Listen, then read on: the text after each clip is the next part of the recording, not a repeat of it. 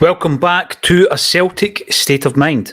I'm Paul John Dykes, and we're going old school today because I'm going to be flying solo. But that's not a bad thing because it gives me more of an opportunity to bring up your comments.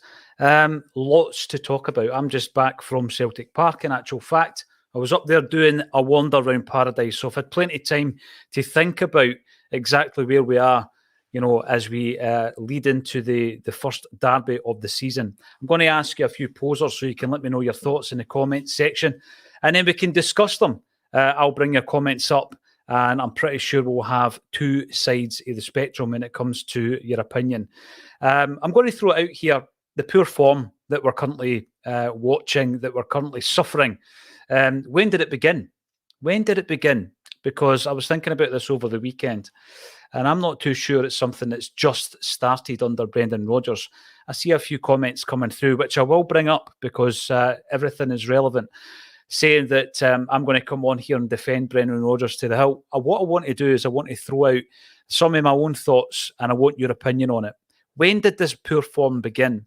Because I know that Jungle Lion, who's in on the comments just now, I don't know if you're back from Spain yet, you reckon it was maybe February, March time that under Ange Postecoglou, this poor form started. And I tend to agree with that. So we're going to be looking at that. I'm going to be looking at how we have replaced quality.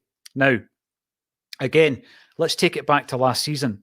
How did we replace Giakoumakis? How did we replace Juranovic? Did we replace them sufficiently? How did we replace Jota and Starfelt and Moy? So let's look at it not just focusing on this season. Let's look at how have Celtic replaced quality in the last 2.5 years or so, because there's 5 players, and I think there's a debate around whether or not we have replaced them sufficiently. I think that when we look at the situation around Ange Postecoglou, there's a bit of a hangover there. I don't like hearing our players talking about tuning into Ange's games, because that's gone. It's in the past. And although you might think it's contradictory for me to talk about him today, it will only be with a view to where we are now, rather than looking back and wishing he was here and bemoaning the fact that he's not here.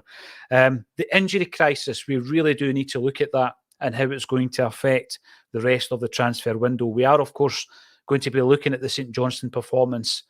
What went wrong, and whisper it, what went right. Now, listen, I know that doesn't sound great, but there's a few elements of this team that I think Brendan has changed and they are working. So I want to argue that case, and you can agree or disagree on it as well.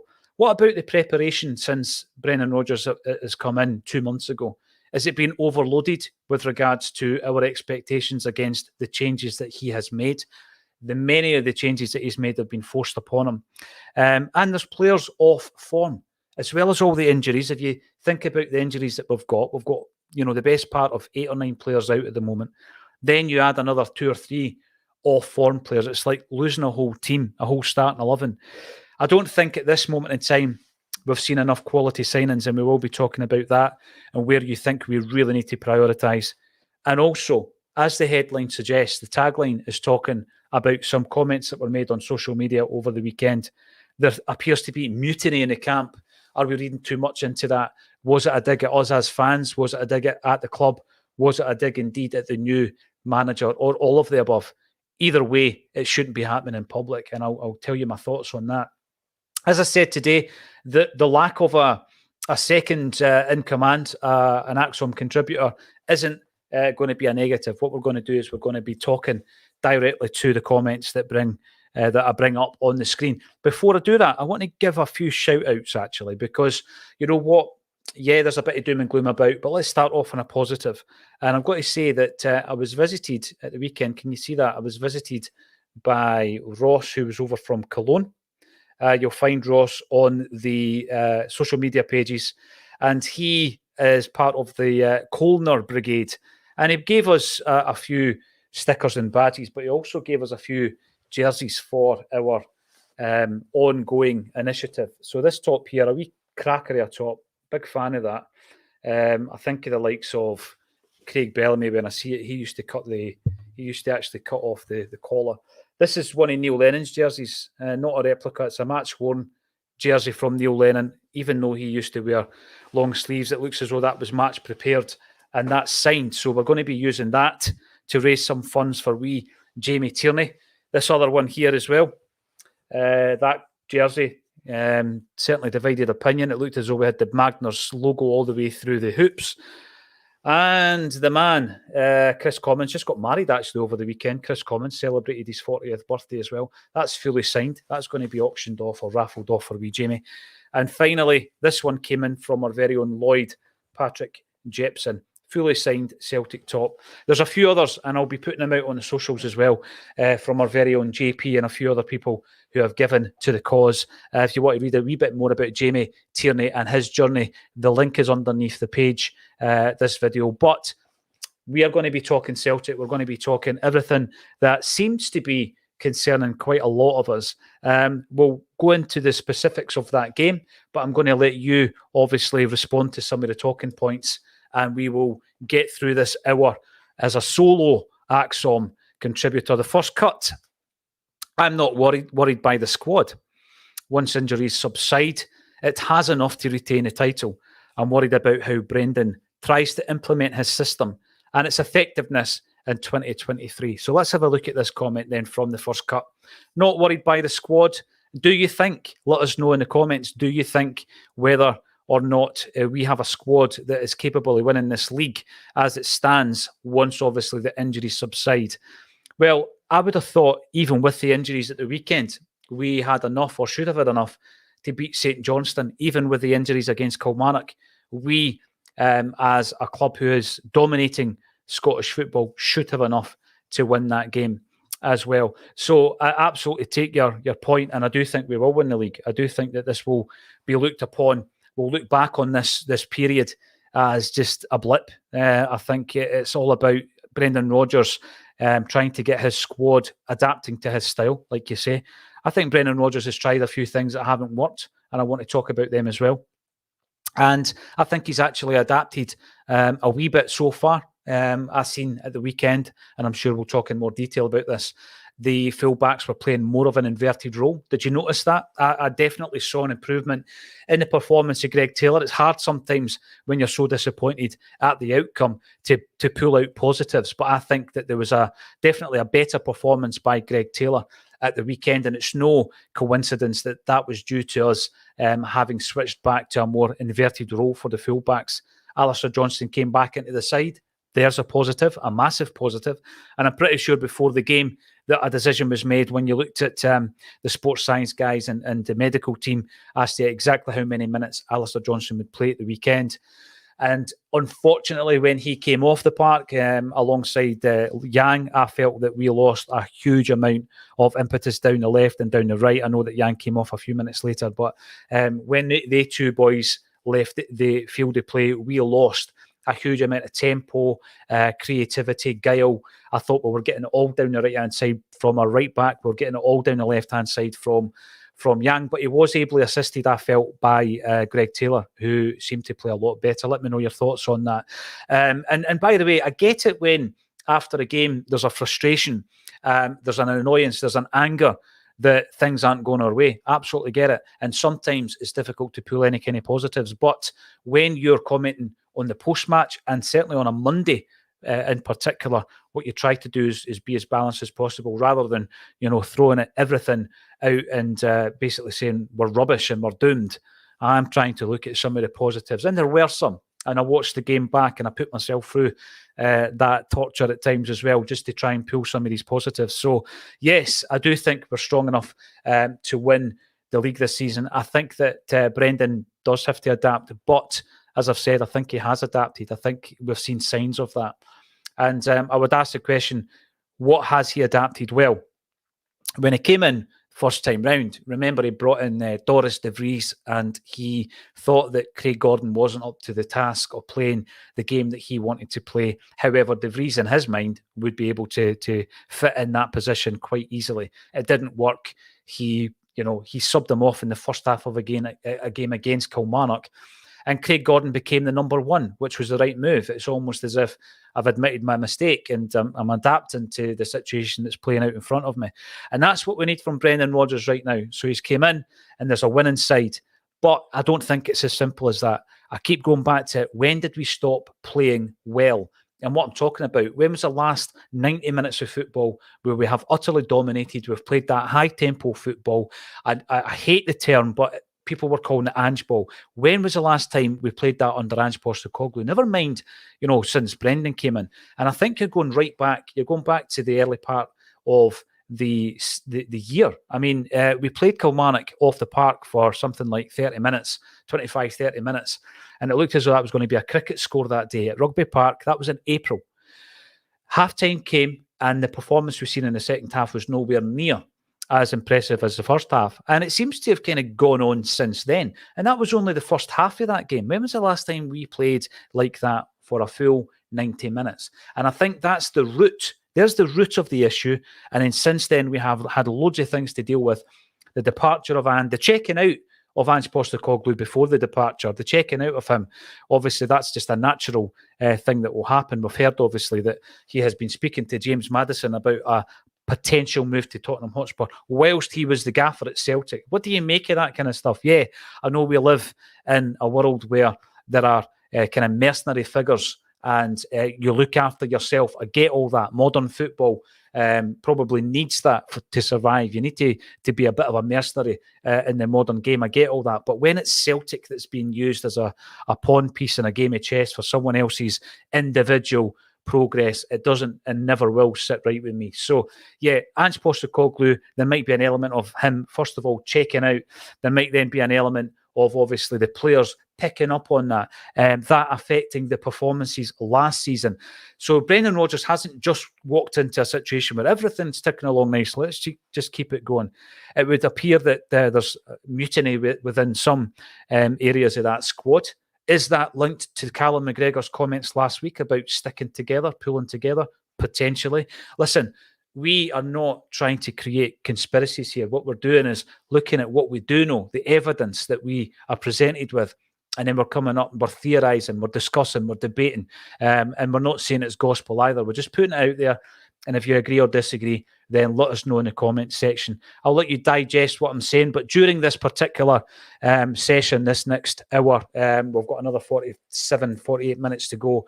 There might be slight breaks whilst I get some liquids into my system, because obviously talking for an hour can get you a little bit dry. And normally I would be able to get the liquids while someone else was talking.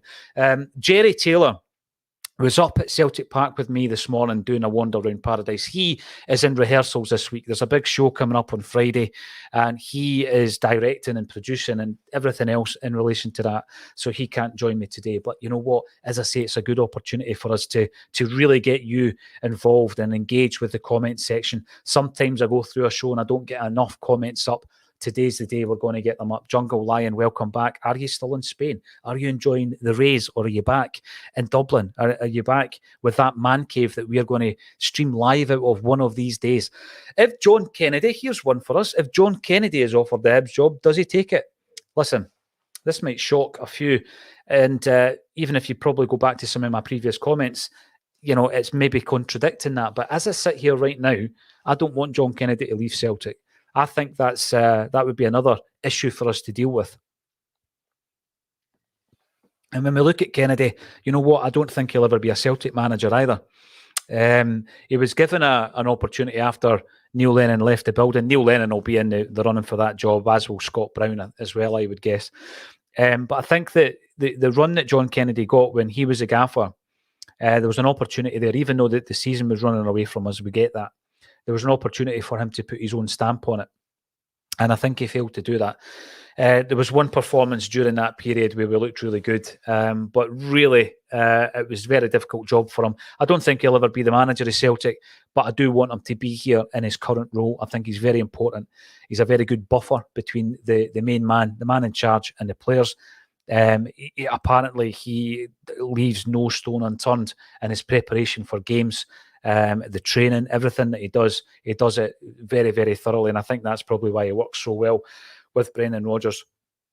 The last thing we need at the moment is to lose one of two things. Anybody from the backroom team that fulfills a role and does it really well, and I'm sure John Kennedy does, and one of our star players. I don't think we've replaced the last 5 first-teamers sufficiently. And, if we lose another 1 or 2, it's going to be difficult to replace them before the transfer window slams shut.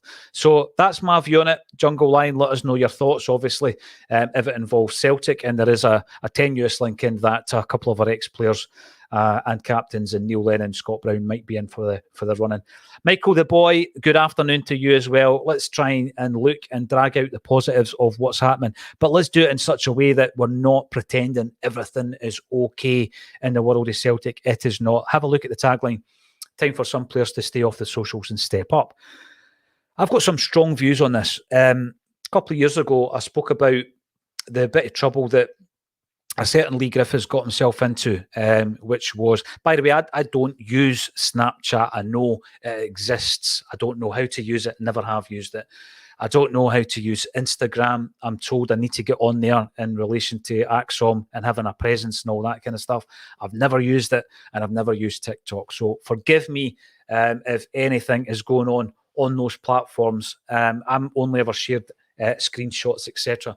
I have been made aware, obviously, of a few things in recent times, but I'm going to go back to the Lee Griffiths one. And I remember speaking on a Celtic State of Mind at that time, saying that if there was one thing I would do at that moment in time is I would ban him from social media. I think I actually said it before everything started to crumble round about him due to the phone usage and various issues that got him into trouble. Because I get, again, in the modern age that players, not just football clubs, but players are treated like brands. And, that's not something that's happened in the last couple of years either. You think back to the 1990 World Cup, and certain players were given, image rights deals and all that kind of stuff on the back of that. And it was quite, you knew at that time, at the first time Celtic had a player that ever had an image rights clause written into his contract was 1996, Paolo Di Canio. So it's not something that's just happened overnight. It's happened over a period of time, and now players have got access to their own means of communicating and engaging with fans. And I think that part of it is vital. Gone are the days when the players would walk from Celtic Park up to Barrafield, and they'd be able to speak to fans because they were actually walking from the park to the training ground. They would be in and around the stadium a lot more as a result of the fact that we were training very close to the stadium, and in actual fact, changing at the stadium as well. They're now out in the sticks in many ways up at Lennoxtown for anybody who's ever been up there. I remember struggling to find it the first time I went up to the training park. And so, they're protected as footballers, and I get why they feel the need to be on social media. And they're building their brand, their own brand. They'll have sponsorship deals, etc., whereby sponsors will expect them to put things out on the social media over various platforms. I get all that. The bit I don't like about it is, as I say, I've used the Lee Griffiths example. Since then, we've spoken about it with Chris Julian. People say, get over it, Paul. We speak about Giacomakis going on to vent about the club that are paying their wages. This is what I'm getting at, right? They might not have, some players might not have a relationship with us as fans in the same way that they did back in the day, where players would, as I say, engage directly with fans, go to Celtic Supporters Club nights. That was something that happened naturally. It doesn't happen anymore. So they've got this vehicle. They've got social media now. But what I don't want to see is I don't want to see players who are employed by Celtic Football Club having digs at the club or individuals at the club, i.e. the manager, or indeed the fans. It's a little bit dubious as to what Haksabanovic was trying to get at. So I want to talk about it. Get it off my chest here. So yes, Giacomakis did it with the old egg timer, and Julien did it when he thought he had a transfer and it all collapsed and it made him look a little bit foolish. These players are all gone. Griffiths, Giacomakis, Julien. And I think that trend maybe should be a warning for players like Haksabanovic, who thinks it's a good idea to take to social media to vent. What's he venting about? Is he venting about us, the fans? Because after the game, Brendan Rodgers made a point of taking the players up to applaud the supporters, and they didn't get a rousing applause back. Why would they expect after 2 games where we failed to win? A game against St Johnstone where we really lacked the bite We lacked what looked to me like a bit of heart, a bit of guile, a bit of creativity. There was no tempo to our play, particularly in the second half. I didn't see anybody grabbing the game by the scruff of the neck and taking ownership of the situation and changing the game. Where was the game changer? Didn't see any of that. So when you're coming up to the Celtic supporters who pay, through the neck to support this football club, and when times are hard, the Celtic season tickets and merchandise and everything is still prioritised and still come out and still sell out games of football. Whereby other people might say that's not a priority in life when things are hard. Well, Celtic fans make it a priority and we still get there and we still do it. What are you expecting if you're a footballer, having put in a toothless performance? Are you expecting us just to, raise the scarves and sing "You'll Never Walk Alone"? Doesn't quite happen like that. Doesn't quite work like that. So if you're going to be a Celtic footballer and you want to be a winner, you're going to have to take it on the chin. That's basically it. So don't go onto your social media channels and then start moaning for attention or some kind of sympathy because you'll get out. Have a look at the last 3 players who thought it was a good idea to use social media in a way that wasn't, engaging with fans. They're not at the club. And in actual fact, I wouldn't shed a tear if Haksabanovic left the club this week either. What's your thoughts? Am I being too harsh? Do you agree with what I'm saying? Should I get over these social media things? I don't think we should. We spoke about Odin Thiago Holm and his use of the social media channels just the other week there, whereby I'm not saying it's bringing the club into disrepute, but it's not very classy what he put out. It's not very classy in relation to a Celtic player after a win at Pittodrie. Okay, you got your start against Kilmarnock. What did you do? Well, we got beat and you didn't actually influence the game. So now you look a bit foolish. You're a 20-year-old kid coming to Celtic Football Club. You've got a great opportunity in terms of your football career. Use it, embrace it, stay off the socials unless you're actually getting involved in something that's worthwhile on a community level or on a charitable level or speaking to the supporters that pay your wages. If you're not going to do that, stay off it, because that kind of stuff that Haksabanovic came away with was just absolute nonsense. And by the way, you can go through a Celtic State of Mind from the day that player signed, and we have supported them probably to the point where if you look at some of the headlines, it makes us look foolish. There's one not that long ago, actually, last season, how Haksabanovic is going to tear it up. Well, we're still waiting. You've not torn anything up. So that kind of thing for me, I'm going to move on because I know that will start boring people. But that kind of thing for me is unacceptable at a club like Celtic. Why did Brendan Rodgers take the players up? I've seen that as well. And there is a train of thought because I do think that Rodgers is a highly intelligent man. I think he's very nuanced sometimes in his approach.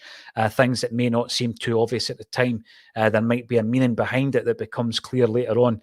And I know that there's all that meme stuff around the Danny McGrain story, and you've got loads and loads of shows out there now on YouTube whereby they interview ex-footballers. There's loads of really good English ones, and they speak to ex-footballers who have been managed by Brendan. Everybody seems to have a Brendan story that makes everybody laugh. Prada belts and all this kind of stuff, going into dressing rooms, speaking in Spanish. Right, that's fine. That's the kind of meme, humorous side of it. But the other side of it is that you've got a gaffer there who is so thorough in his preparation that leaves absolutely no stone unturned, who will be hurting as much as us at this moment in time, in the fact that he's come back to this football club because there's an unfinished job there.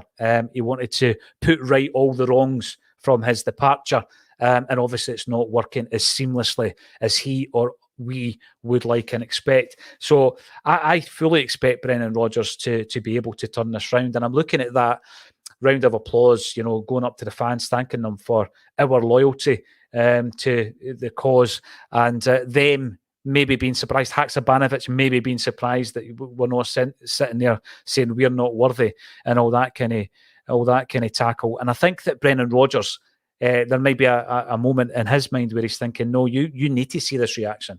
You need to know that these fans are not happy with you, because that is going to separate the men from the boys here. Haksabanovic, you've thrown the toys at the pram. You're not part of my plans. This could be the way that he's thinking. And there might be one or two others who need to grow a set after the weekend. Marquis, Brendan Rodgers needs to sort his team's playing system out. They're everywhere bar somewhere useful on the park. Right, let's have a wee chat about that then, right? Because I think there's been changes forced and changes made. Some have worked and some have not.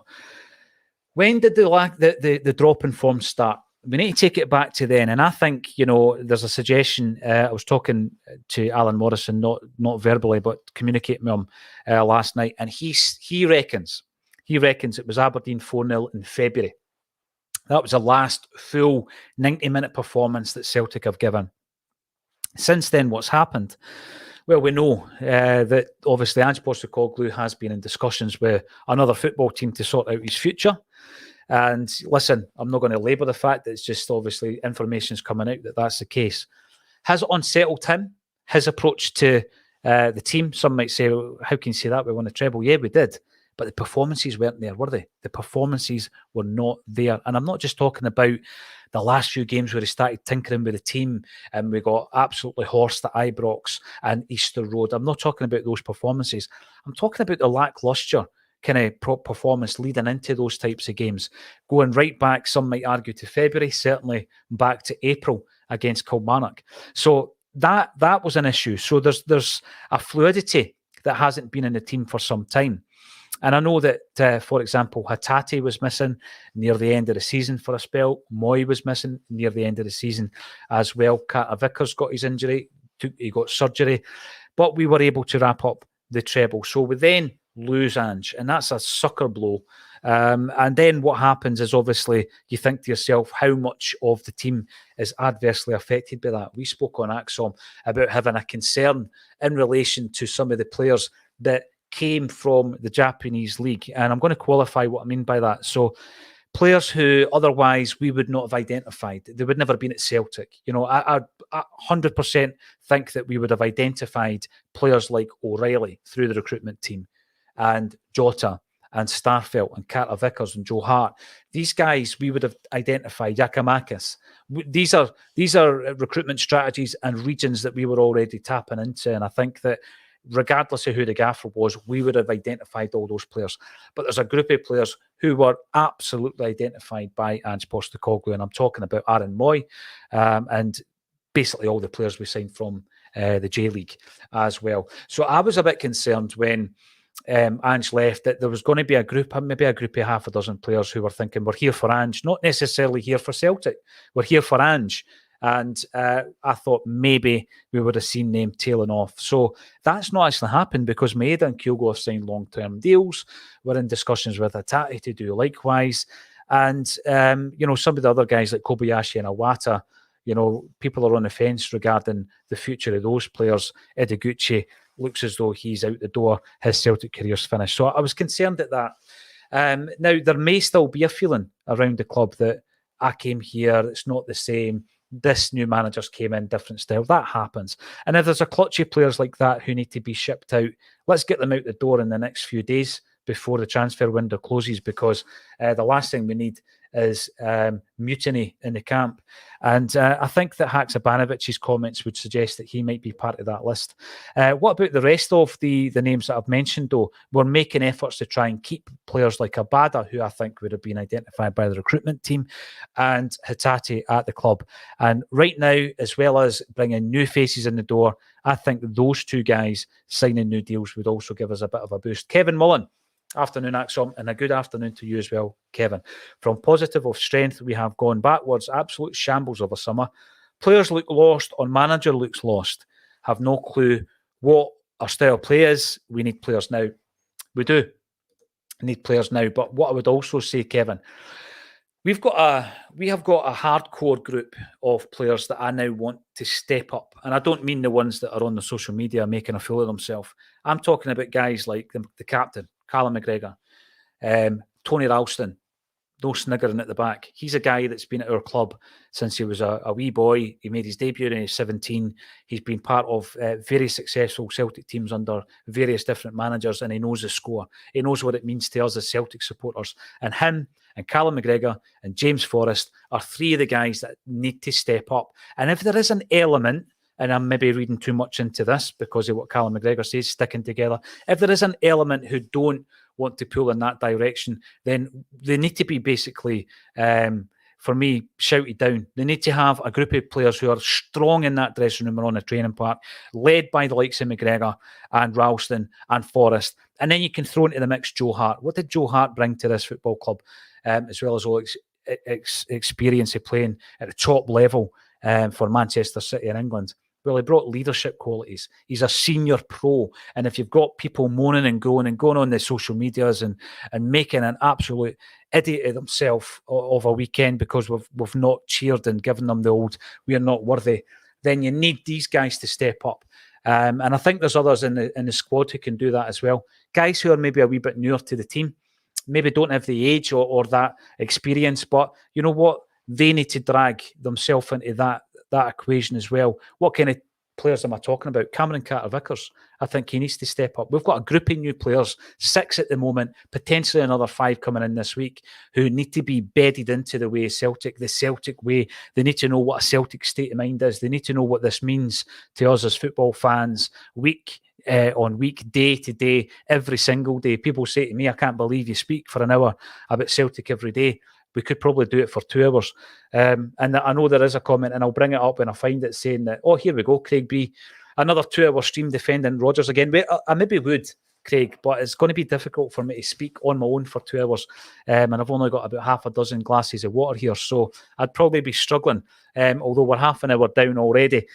No, Craig, I am going to defend Rodgers. I'm going to put it out there that there are certain things that I think he's done wrong, but I also think he's really up against it. I started by going back to our last proper performance being in potentially, arguably February, maybe April. So I think, there's issues that supersede his arrival at the club, his reintroduction to Celtic, and that's one of them. So there's things I'm going to defend him on. There's other things that he's got wrong. Who hasn't got some things wrong in their working life? Michael the Boy, you would think the PR team would be on top of players nowadays and warn them. I think Natasha was on the other week there, and I spoke to her about how difficult it must be actually to manage that. So Celtic have obviously got their PR team, and they're looking at everything. They really are. They're looking at even the output of mainstream broadcasters. And if there's things they're unhappy with, they'll contact them directly. That happens. If we were, for example, to do something wrong, I'm pretty sure they contact us. Thankfully, that's not happened yet. And what I mean by wrong is just, this studs up approach and all this kind of stuff.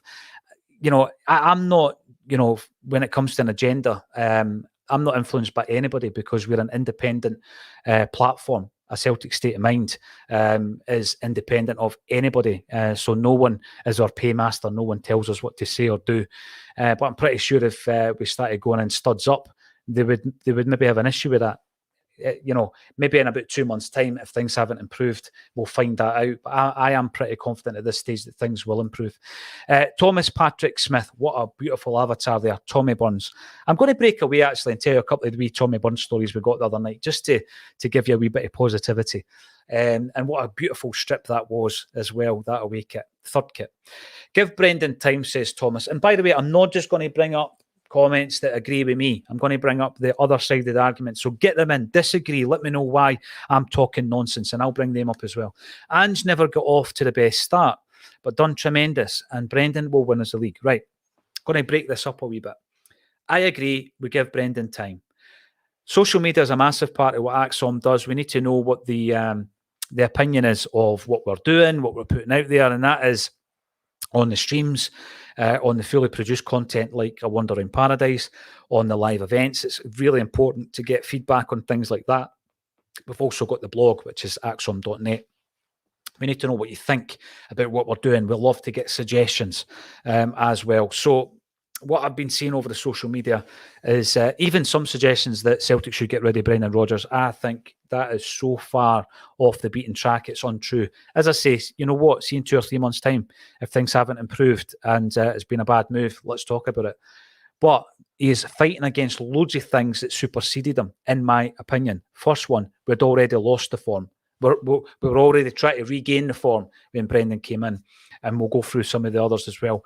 This might run over for over an hour. I sometimes have to wrap it up because I know that the co-contributor has to go and do stuff like work and all that kind of stuff. If it runs on for over an hour, I'll keep it going because we've got 1,500 strong in the live stream after 35 minutes.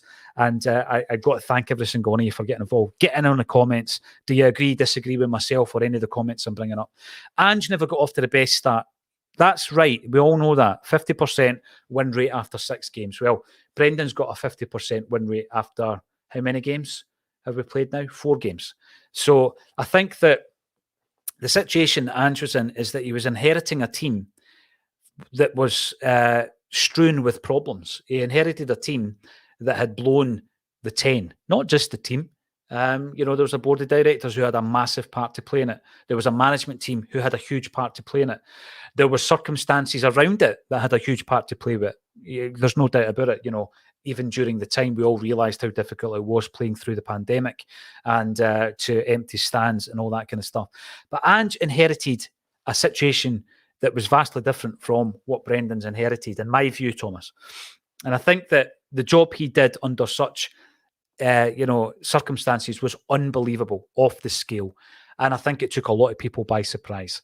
Didn't start off well, you're right. But you know what? He very quickly turned that around, didn't he? But he was in a situation where he knew, and we've since found that he told his team this, we've got to win every single game now to the end of the season in the league to win this league. And he was right.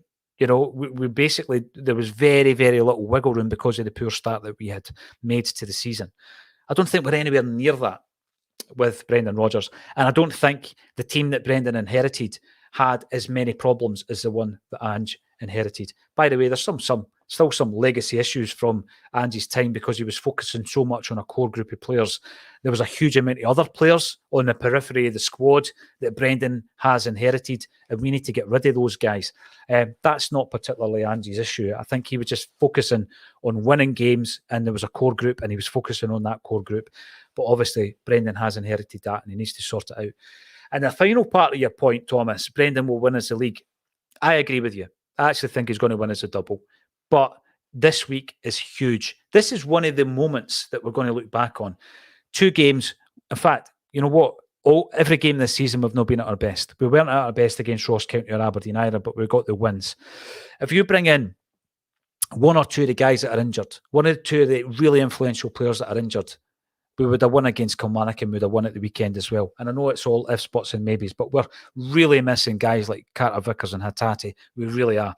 And, we've got to take all that into account, but we've also got to suck it up because I said at the top of the show, the guys we're bringing in as new signings and the guys we've already got in the squad and the guys who are crying out for game time and all that, they should be able to win us these 2 games. So thanks for your comments, Thomas. What do you make of my view on that? Let us know in the comments section.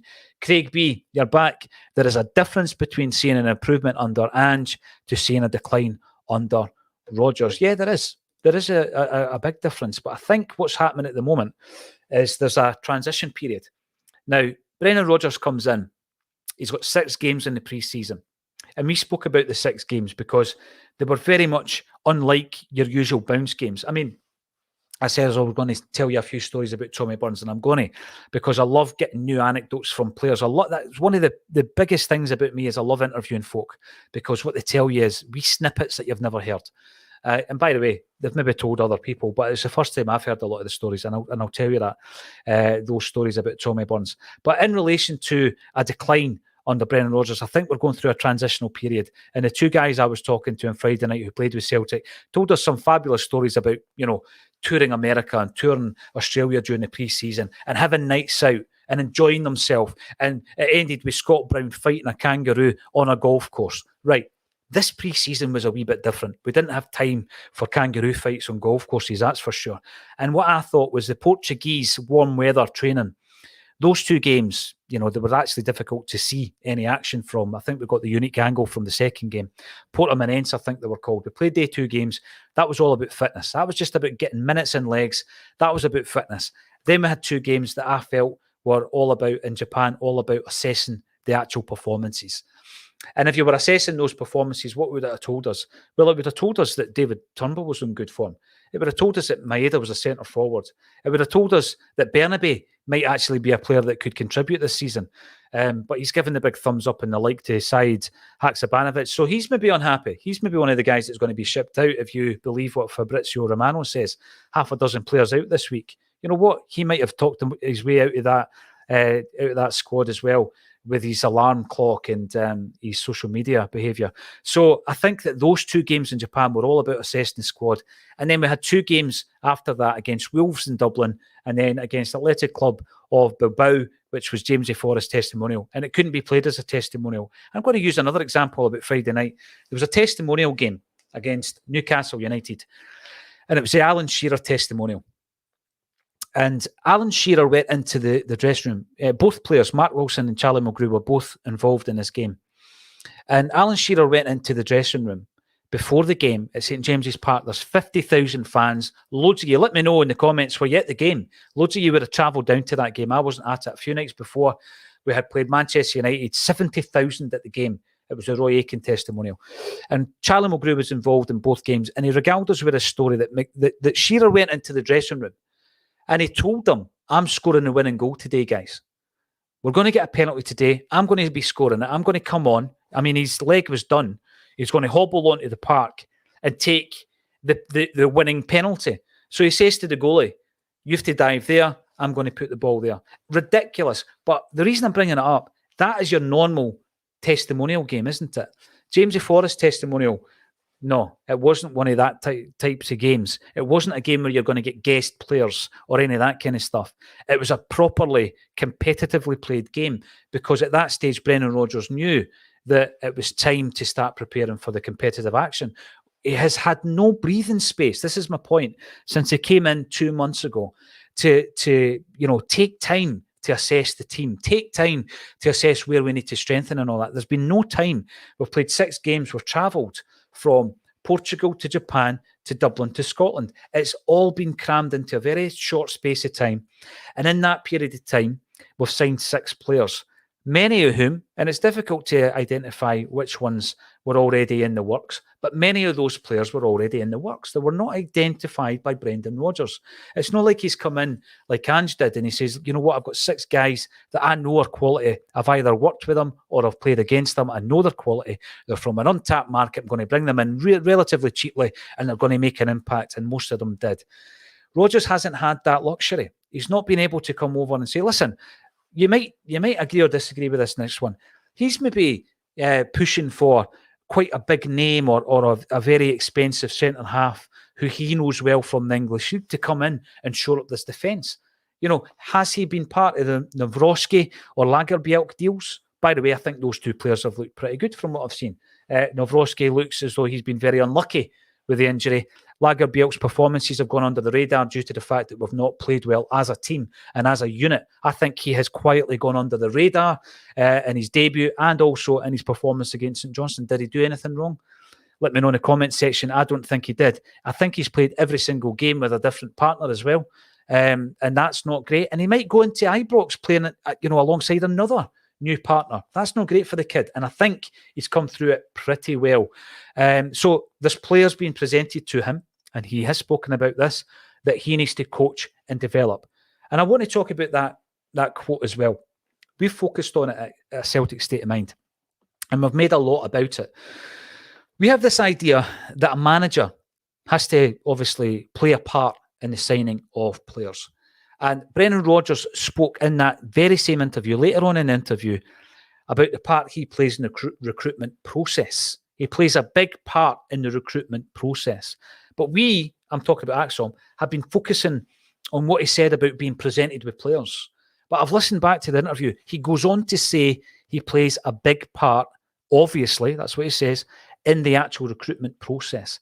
So the players aren't coming in, they're not blindsiding them. They're not Marvin Compere or Marian Shved. That's not the type of signings we're bringing in. They're players that, they've been identified by the recruitment team. But Brendan Rodgers is having a part to play in ensuring whether or not the player comes to the club. So if he didn't think they were up to scratch, if he didn't think that we needed another left back or I wish we did bring in another left back or another player from a position that we think we're strong enough. Brendan Rodgers would make sure that we didn't sign the player. And I think that when you look at the fact that he has started home in a game that was a tricky tie at Pittodrie, he started home in that game. No, he didn't. He started them against Kilmarnock after the Aberdeen game. He has given minutes. He started Yang. Now, if we think that Yang and Holm aren't his players, then, he's maybe not identified them, but he's been part of the recruitment process. And he started both players, hasn't he? He started Nawrocki. He started Lagerbielke, maybe forced in the latter case. But my point is, he's come in. He's not had a moment to assess the squad. And we've lost 3 players from last season's successful treble-winning side. So let's go right back and go through all the points. We'd already lost form February, April time. We then had a manager who was planning his next move. Had he checked out to a degree? I think it's human behaviour. I'm not saying he's not a professional. We still got the job done. Did that then start to affect some of the performances of some of the players?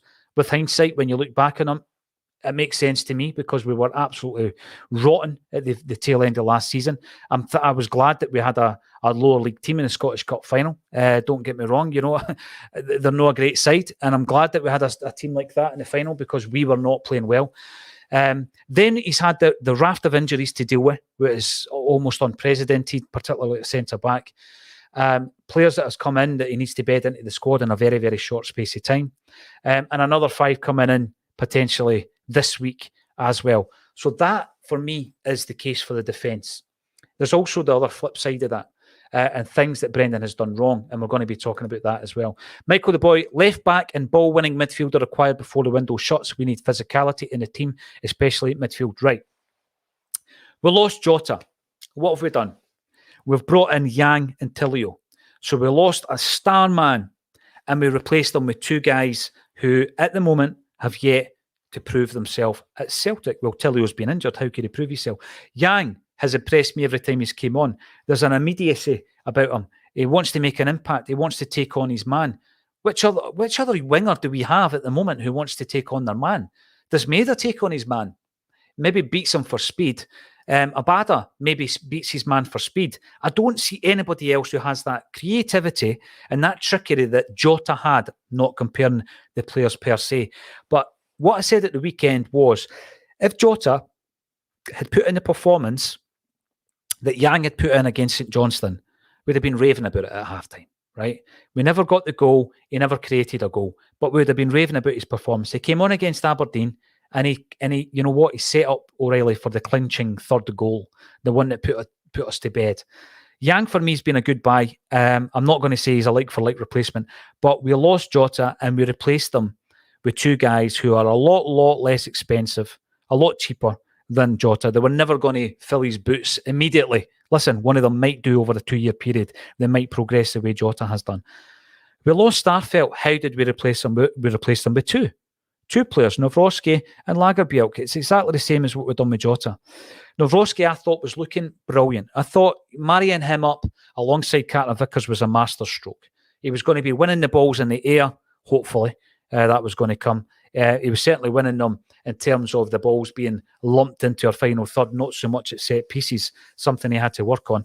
And he was looking good with his range of passing as well. Lagerbielke, as I said before, I think his performances have gone under the radar because we haven't been at our best.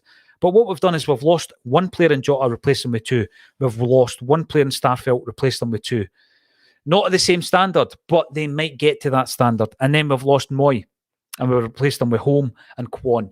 The little seen Kwon. Holm has started a game. Holm has impressed. In some respects, he has impressed, but he's not quite there yet as a 20-year-old. He's not the type of player that I think is a like for like. So we've lost quality, and we've replaced them with guys who may reach that level and that standard, but they're not quite there yet. And I'm not writing any of the 6 guys off, but that's what we're faced with at the moment. So I think that in terms of quality, if we are going to go into the transfer market, and we need to this week, we need to be bringing in this quality, and that's the word that Brendan has used, Michael the Boy. And I think left back, I do not disagree with you for a moment. We need to bring in a left back. We need to bring in something in the midfield that we currently lack. Now, there's a few reasons for that. Again, I'm going to big up Rodgers. I think that, he has improved the performance of Matt O'Reilly this season. I think he's also improved the performance of Joe Hart. How has he done that? Well, Joe Hart is no longer tippy-tappying the ball at the back. We're not expecting him to get loads of touches of the ball. And in actual fact, he had barely been involved up until about 70 minutes of the game against St Johnstone. And that's because when he gets the ball, he has license to put his laces through it. It's not about him tippy-tappying and making sure that we retain possession in that respect. And that has affected adversely, I believe, that area of the midfield that Callum McGregor inhabits. And I think that that has affected McGregor's game because a lot of the balls are going over his head. They're missing him out. O'Reilly, on the other hand, he's playing a little bit more advanced. I think he's played really, really well, but he should have scored at least one of the 3 gilt-edged chances he had at the weekend. Now, if he does, it's fine margins, and on another day he will. And this is the thing that's not getting me overexcited in terms of throwing the baby out with the bathwater here. St Johnstone, in the first half, we should have had the game put to bed and we didn't. And then, that's because we've not been decisive enough. Matt O'Reilly's the player that I've been bigging up all season. What he needs to add to his game to take him to another level is goals. Never scored enough goals last season. He scored 2 and 2 this season. He should have scored a hat-trick at the weekend. And on another day he will, right? And then you look at the decisions, the officials, the mistakes they made against Kilmarnock. There are different issues, within both of those games that could have won us the game, but we didn't. And I'm not making excuses. I'm just saying that there are going to be other occasions this season where the momentum swings in your direction and in your favour, and we'll win games of football like that. We didn't win it against St Johnstone. We didn't do enough in the second half. We lost so much tempo when Yang and Johnson left the park. But what I want is to be in a situation where Yang comes off, we replace him with someone who can still give us something. Johnston comes off and he's replaced with someone who can still give us the same level of energy and the same creativity and the same attacking prowess as Johnson did. We didn't have that at the weekend. That's a concern. And going back to your left back point, Michael the boy, I do think we need a new left back. But I'm going to say it. I've been giving him a hard time all season. Greg Taylor played his best game at the weekend. Bar none, I think that was his best game. And there's no coincidence that it was in the week that we went back to the inverted fullbacks. That is what suits Greg Taylor. So I think that if we bring in a left back, we've got to let the player, for me, I think we've got to let the new left back determine how we progress in relation to how we use our fullbacks. I think Johnson can play inverted or he can play traditional up and down as an overlapping fullback. Greg Taylor can't. He can only play inverted for me. The new guy that comes in, whoever that may be, I think they determine how we move on with regards to that. Now, the first cut you've been in already, you're coming back in. Here we go. Kalmak versus Awata. Need a leader with some fight. McGregor looks jaded. Well, I don't think the answer is to drop Callum McGregor. I don't think it's Kalmak versus anyone. I think Kalmak and O'Reilly have done enough this season to be on that team sheet next week when we're playing Rangers. I think the big question has been the other midfielder, the third midfielder. So we've tried David Turnbull. He had a good game against Ross County. He didn't have a good half against Aberdeen. He was dropped against Kilmarnock. He was reintroduced against St Johnstone. Has he done enough to start at Ibrox? I would say he hasn't. Home got his first start against Kilmarnock. Did he do enough in that game? Well, clearly not, because he was dropped against St Johnstone. I wouldn't be throwing him against Rangers either. But who I would play is I would play Awata. So my midfield is Awata, Callum McGregor and O'Reilly. Awata, I think, has been unfairly judged by his games at centre-half and right-back. He played right-back in the pre-season, and I think against Wolves and Athletic Club in particular, it was quite clear it's not his natural position. He didn't play that well. Thought he did okay over in Japan, but he didn't do well when we upped the stakes in terms of the opposition. We played Wolves, Athletic Club, both very good teams against us anyway. I know that Wolves have sacked their manager since. And I think Awata suffered from playing right back. But I go back to the games he played against Rangers, the minutes he got against Rangers last season, and I think that he gave us a physical presence going back to one of the previous points that was made, that I do think we lack in the midfield. And I think, if I look at all the midfielders that we have, you could go Home, you could go, David Turnbull. I won't even go into the realms of James McCarthy. He's so far out with the thinking in the squad at the moment. The player that I would play is Awata. I certainly wouldn't be throwing in Kwon, who hasn't played a competitive minute of football for Celtic yet. He doesn't start against Rangers. He doesn't get his competitive debut against Rangers. Awata, for me, is the third midfielder. I think we revert back to the inverted fullbacks, and I think that we play Greg Taylor on the left and Alistair Johnston on the right. The big question for me is a central defensive partnership. I think Lagerberg, under the circumstances, has done incredibly well, probably better than you would have expected from the player coming in and, playing alongside different partners in every game that he's played. He starts against Rangers. Who partners him? Let's get some of your thoughts on that. Who partners him? Did Scales do enough at the weekend? Because I don't think he did. And I think that, when it comes to the game against Rangers, we need someone who's going to come in and give a bit of a solidity to that central defensive area. Now, the suggestion I made before was that we play Johnston there. And my thinking behind that is, although it's not his natural position, I think Johnston is very much like Mikkel Lustig in that respect, where he played games of football at centre-half for Sweden, and he could play there, but he was better as a right-back. I think Johnston could play centre-half for us, give us a bit of solidity, but obviously we're only doing it as a stopgap. Of course, what we could be doing is we could be bringing in a centre-half. Scales, I don't think, showed defensive qualities against St Johnstone. Who do you play? Cardiff Carroll. You don't think that Scales is the answer. Neither do I. Who else? Run three in defence. Scotty Boy, do you think we'll do that? We know that Brendan Rodgers can do it. We know that he has done it in the past. Do you run with three in the defence? It's a good point, because you could also overload the midfield. And what I mean by that is you're still playing inverted fullbacks, but you're pushing them up. And I think that Johnston and also Taylor could do that. Some people out there might be thinking, Paul, you're playing Johnston at right back and at centre-half. I'm just saying that he could be playing centre-half, and if he did, then obviously you're playing Ralston at right back. We've also got a new signing. Says a reasonable man, the new signing will partner him.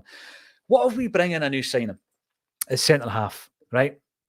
And some of the people that we have been connected to and linked to in this transfer window are players like Harry Souttar, right? A guy that Brendan Rodgers knows well, a guy that I don't think we could buy outright at this stage, because he would cost you a hell of a lot of money. And you know what? In a few months' time, or a few weeks' time, a couple of months' time, we're going to have a couple of centre-halves back, and we're going to have Stephen Welsh back. Why would you spend £8 to £10 million on a centre-half?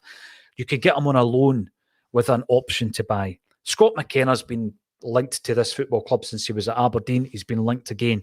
But I know that there's loads of Celtic fans out there who are not keen on a player like that. Anybody else coming in? 3 minutes left to go, PJD, says Paddy Lavery.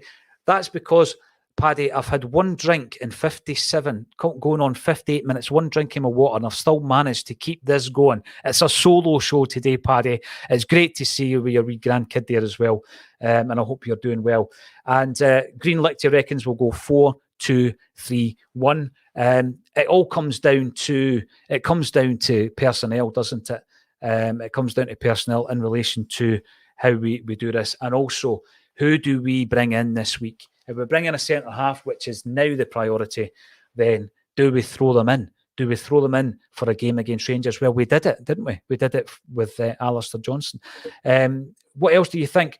Scott McKenna is rotten, says Michael89. I knew I was going to get that reaction from a number of Celtic fans, because, listen, I'm not saying that he is the answer. I just, he has been linked, Michael.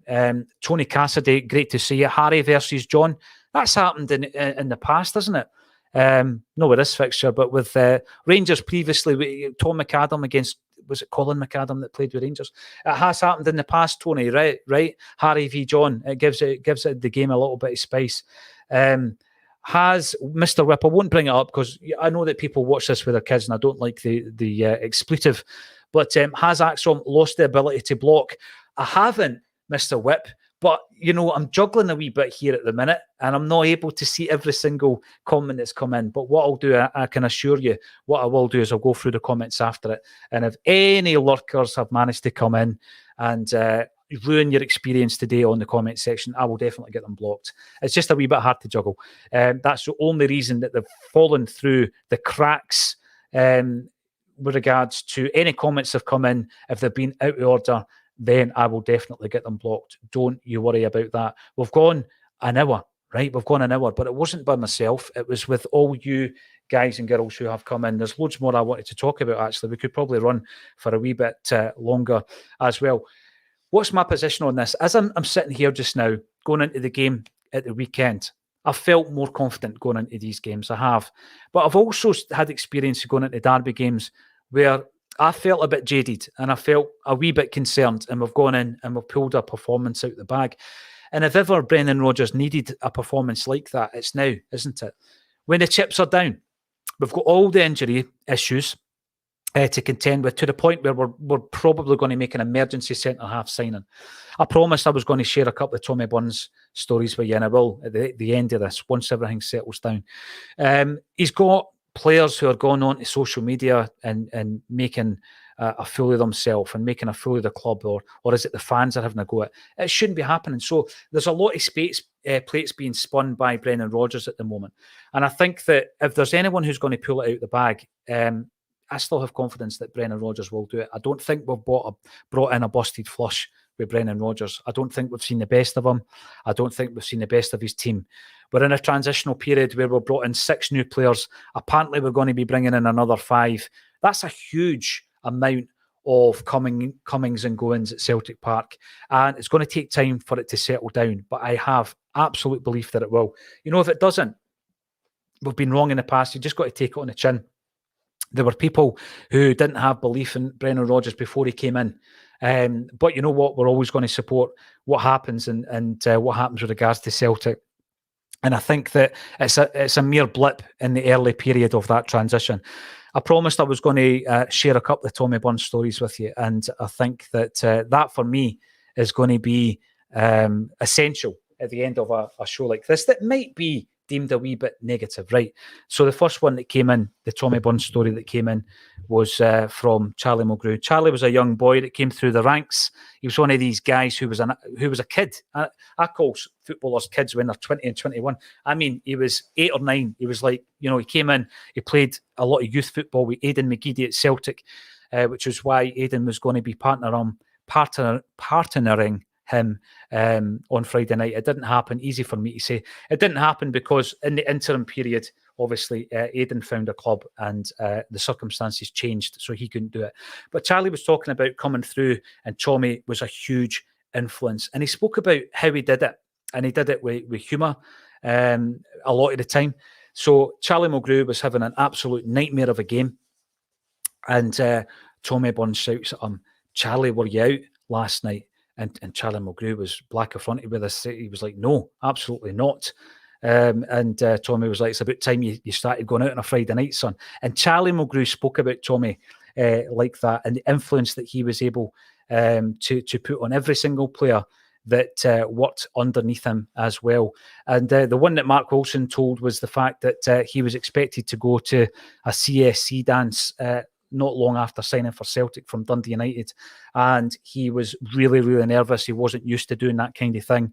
He said that Dundee United were a good club, but when you go to Celtic, it's a step up.